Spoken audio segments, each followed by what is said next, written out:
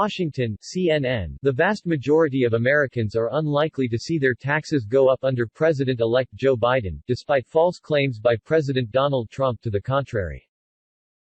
In fact, middle-income households could see an average tax cut of $680 and low-income households could see their tax bills fall by $760, according to an analysis by the Urban Brookings Tax Policy Center. Only the wealthy and corporations would see their tax bills go up under Biden's proposals.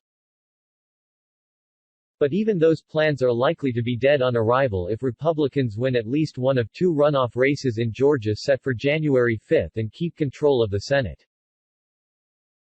If Democrats flip both of those seats, the Senate would be evenly divided, giving Vice President-elect Kamala Harris the tie-breaking vote. Even then, raising taxes on anyone might be a hard sell during a pandemic. Americans could instead see bipartisan support for tax changes that lower the burden for some, like expanding the child tax credit or tax benefits for saving for retirement. Versions of both already have support from lawmakers on both sides of the aisle and were included in Biden's broad plan. Biden's campaign plan wouldn't raise individual taxes on anyone earning less than $400,000 a year, which is more than 90% of taxpayers. But it would reverse the Republican-backed 2017 tax cuts for those earning more and increase the corporate tax rate from 21% to 28%. Those tax hikes were expected to bring in more than $2 trillion in revenue over 10 years, which would help pay for some of Biden's other plans to increase federal spending in areas like education, health and the environment. Without the tax increases on corporations and the wealthy, he may not be able to get some of those other agenda items done.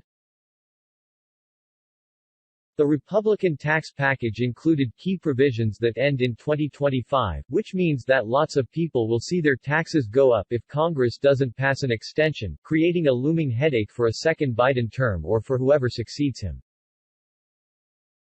In the short term, there would still be the question of how to pay for any additional tax cuts to help groups suffering from the pandemic or the recession. It's possible those provisions could be included in a pandemic-related stimulus bill and the cost would ultimately be added to the budget deficit. Otherwise they may have to be funded with some kind of tax hike. Howard Gleckman, a senior fellow at the Tax Policy Center, isn't ruling out a tax hike on corporations, but not on individuals, to pay for some of those things even with a divided Congress. He sees a situation where the Democratic-controlled House sends a bill to the Senate with a tax cut for the average American family that could put Republicans in a bind.